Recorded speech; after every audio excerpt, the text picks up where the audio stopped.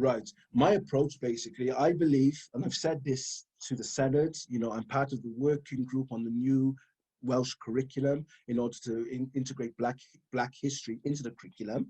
But I'm also in favor of a multicultural curriculum.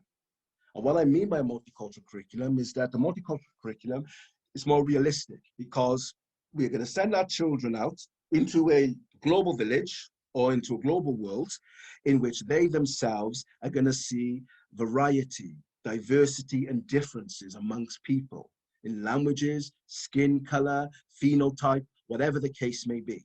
And unfortunately, the educational system in Britain does not cater to that reality. It's been whitewashed. It's very much a Eurocentric approach. So the job is really to see that all the contributions made by different groups of people that live in the society are reflected throughout the curriculum. Because it's not fair for the Black child, as an example, to sit in the class. White people are mentioned in chemistry, they're mentioned in physics, they're mentioned in mathematics, they're mentioned in biology, they're mentioned in literature, they're mentioned in language, they're mentioned in geography, they're mentioned in design and art, they're mentioned in every single subject you can think of, every single subject.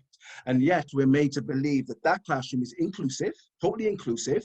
It omits Black children and brown children from those narratives within those subjects. And they get upset that we complain that we are not included in the syllabus. And how can you fit Black history into it?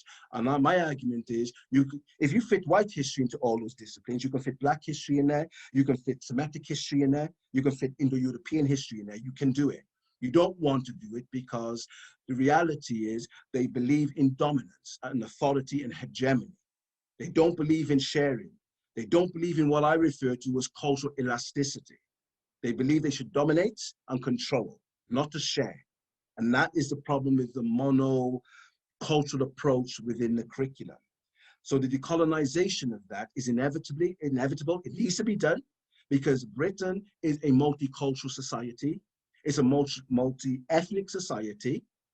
And just giving a curriculum to white children or white pupils within the educational system is totally unjust, it's not fair, it's not equal, it doesn't have equity, and it doesn't involve inclusivity. That's not inclusivity. Okay, inclusivity means we're included alongside the group. So if I was to ask you, for instance, name me one Black scientist, most of you would struggle. A Black biologist or chemist or whatever the case may be, you would struggle. But you know Isaac Newton, you know Copernicus, you know these individuals. But do you know there were people that preceded them in Moorish Spain and in Italy who were Arabs and Africans? We don't know about this because that 800-year to 1,000-year history has just literally been wiped out of the way. And all Copernicus and Galileo was doing, they were reading translations of works done by Muslims. This is a historical fact. This is a historical fact.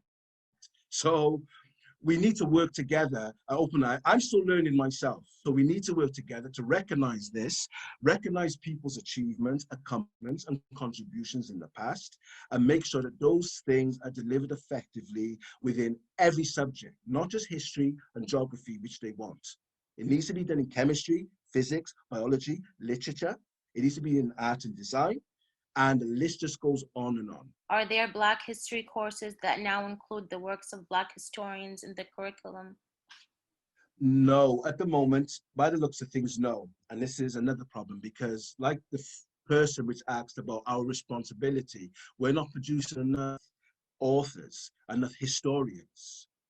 This is what we have done. We haven't produced that. So the fact of the matter is we're relying on works by either Eurocentrics or Europeans to tell our story. I think it's time now with a curriculum change on what's been taking place in the last year or so, where people are more involved with the curriculum and understanding the direction the educational system should go. We should now start to contribute to that in some way. Many of us can write. Let's write a small pamphlet, on some sort of education, write it for, children books. We need to write children books as an example and help to promote that within the schools. We need to write books for teenagers, preschool, etc. So children can see their reflection in these books.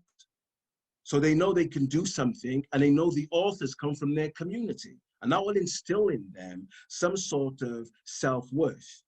And this is something I think that, we really need to do in order to ensure that we get a fair curriculum. Because once the decolonization of the curriculum goes, then there's going to be other decolonization in other institutions. There has to be decolonization in the labor market, in the political arena, because we still live in a dual system.